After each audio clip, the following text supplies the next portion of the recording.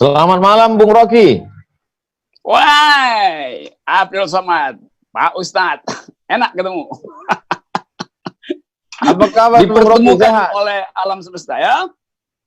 Apa kabar? Sehat? Sehat dan enak. Alhamdulillah. Gimana kabar musim COVID ini? COVID itu bagian dari keperluan alam semesta untuk menguji banyak hal, soal kesehatan, soal kenikmatan hidup, soal persaudaraan, solidaritas, dan soal kedunguan kebijakan negara. Itu juga diuji oleh COVID tuh. Kira-kira COVID ini menambah akal sehat atau menambah kedunguan? Banyak pejabat yang negatif COVID tapi positif stupid gitu.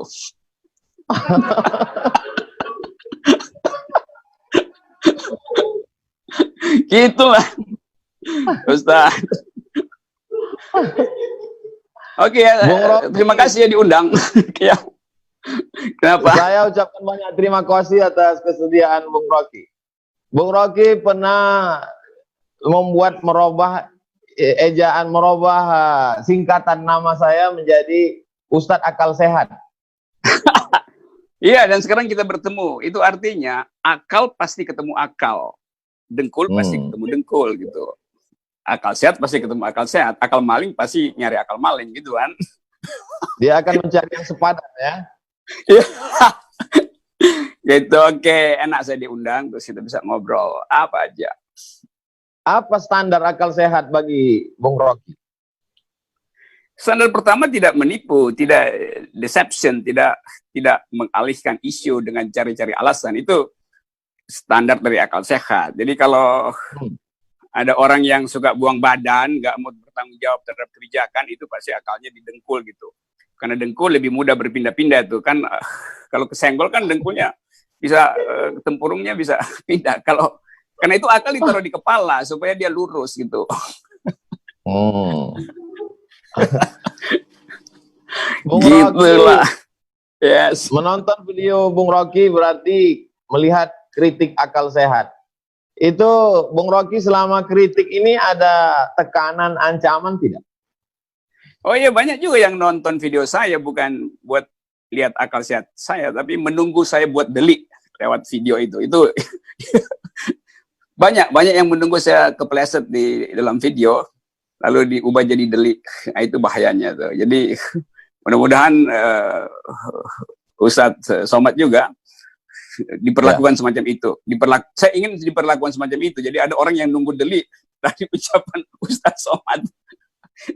Karena lebih banyak orang yang mau menunggu delik daripada menunggu akal sehat. Itu sebetulnya problem kita begitu.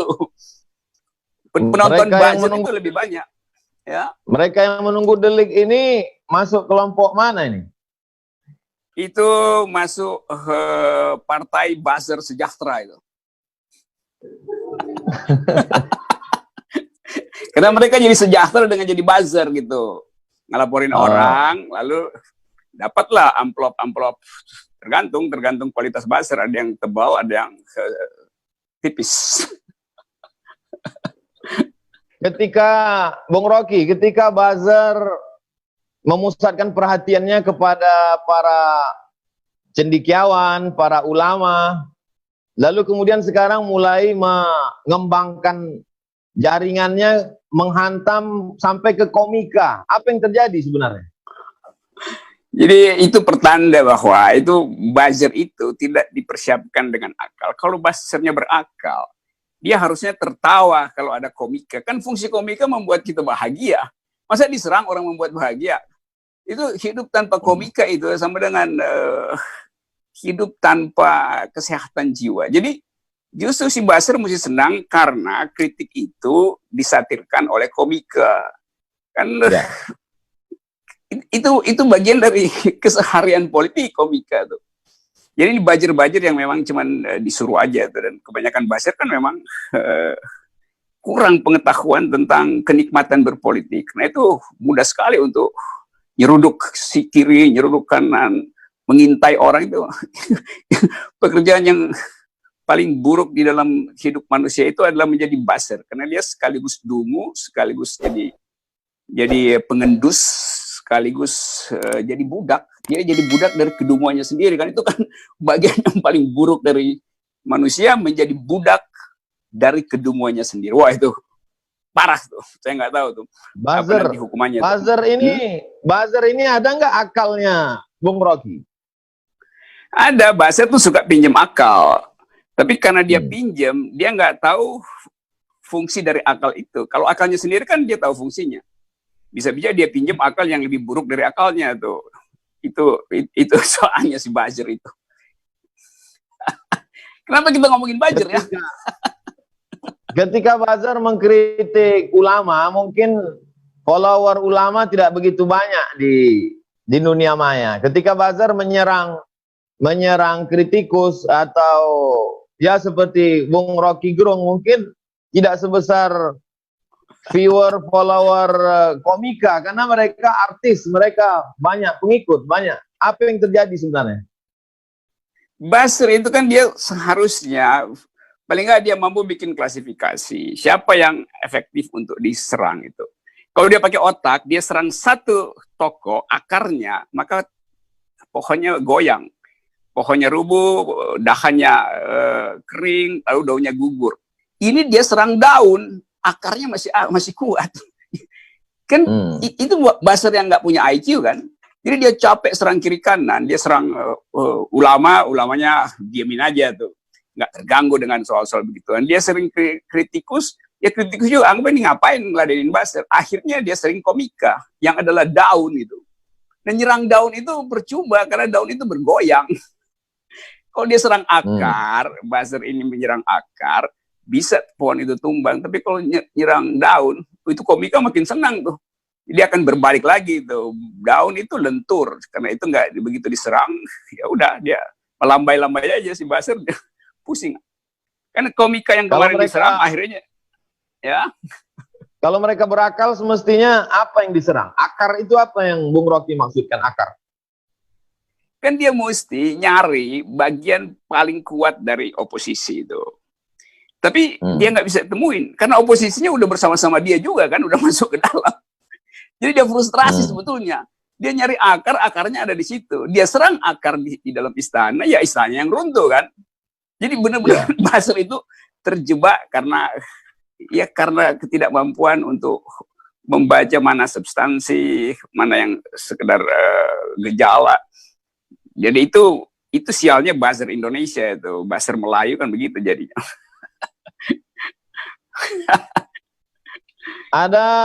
Ada slogan revolusi mental. Sebetulnya yang tepat revolusi mental atau revolusi akal sehat, Bung Rocky? Revolusi mental itu peralatan setelah revolusi akal sehat itu. Jadi dia mesti tahu dulu bahwa semua revolusi yang kita sebut perubahan itu pertama-tama perubahan di akal. Nah kalau yang mau revolusi mental akalnya nggak sehat, itu artinya revolusinya juga pasti mental, bukan mental jadinya. Revolusinya mental balik. Dan sekarang kita lihat revolusi mental itu mental balik pada pembuat gagasan itu. Kan terlihat dalam hari ini defensif, sikap defensif. Jadi tidak terasa bahwa slogan itu berisi, kan semua orang bicara revolusi mental dan isinya kosong karena revolusi yang tidak dituntun dengan akal pikiran, dia betul-betul jadi retorika aja. Kalau kita mau revolusi dengan akal sehat, kita mesti manfaatkan fasilitas pedagogi, mendidik rakyat, memberi rakyat kepercayaan diri. Tapi kalau revolusinya sekedar diucapkan sebagai slogan, dia jadi demagogi, bukan pedagogi. Jadi berbusa-busa ngomong, tetapi point of view-nya tidak ada. Padahal revolusi selalu dituntun oleh paradigm, oleh point of view. Nah, pemimpin yang nggak punya point of view, dia akan kelabakan untuk lihat mana sebetulnya elemen paling strategis untuk memulai satu revolusi mental. Nah, saya dulu berpikir revolusi mental itu artinya mempersiapkan publik dengan kecerdasan sesuai dengan perintah konstitusi, cerdaskan kehidupan bangsa. Kan konstitusi cuma perintahkan dua hal pada presiden, cerdaskan kehidupan bangsa, pelihara fakir miskin. Di situ sumber revolusi mental tuh. Yang terjadi enggak, kecerdasan bangsa merosot terus karena jalan pikiran tidak dibangun, yang dibangun jalan tol, itu buruk sekali kan. Juga kesehatan masyarakat tidak dijaga karena dana sosial itu dialihkan untuk dana infrastruktur dan pemenuhan akumulasi ekonomi. Jadi dua soal itu yang seharusnya jadi target dari revolusi mental, kecerdasan bangsa dan kesehatan publik, tidak dijalankan oleh yang mendapat amanah dari rakyat.